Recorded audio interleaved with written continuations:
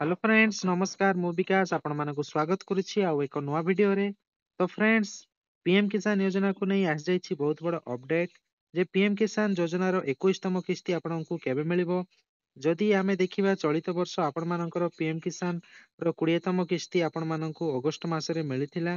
जेमिति कि आपण माने जानंती पीएम किसान योजना रो वर्ष को 3 थरो 3टी किस्ती रे 2000 लेखाए 6000 टंका पैसा मिलिथाए।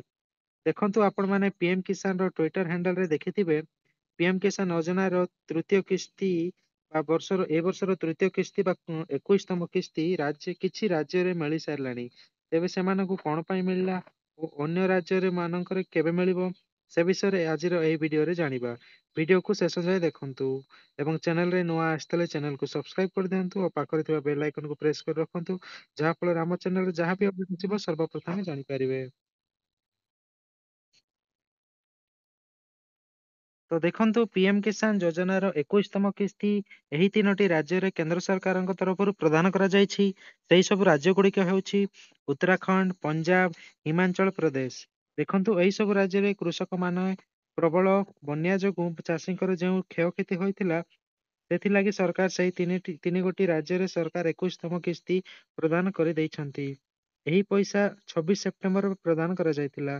ଦେଖନ୍ତୁ ଯଦି ଆମେ ଦେଖିବା उत्तराखंड 7 ଲକ୍ଷ ହିତାଧିକାରୀଙ୍କୁ ପ୍ରଦାନ କରାଯାଇଛି।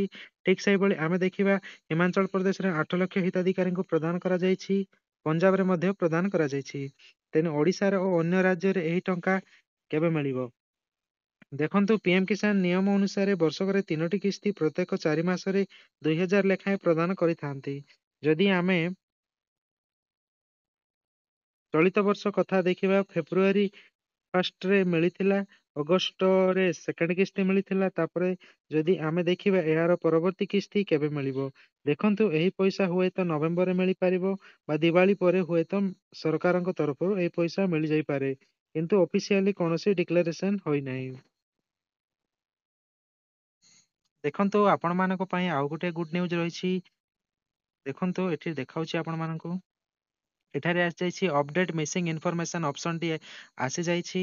ଏଥିରେ କେଉଁମାନେ କରିପାରିବେ ଯେଉଁମାନେ 20ତମ କିସ୍ତି ବା 19ତମ କିସ୍ତି ପଇସା ପାଇନାହାନ୍ତି, ଯେକୌଣସି କାରଣରୁ ସେମାନେ ଯଦି ରିଜେକ୍ଟ ହେଇସାରିଛନ୍ତି ତ ସେମାନେ ଏଠାରେ ଅପଡେଟ୍ ଦେଇପାରିବେ ଏବଂ ସେମାନଙ୍କର ଯେ ବକେୟା କିସ୍ତି ପାଇପାରିବେ। ତ ଶୀଘ୍ର ଯାଇ ସେମାନେ ଅପଡେଟ୍ କରେଇ ନିଅନ୍ତୁ। ହୁଏତ ପୋର୍ଟାଲ ଏବେ ଖୋଲି ନାହିଁ, 2-3 ଦିନ ଭିତରେ এই ପୋର୍ଟାଲଟି ଖୋଲିଯିବ।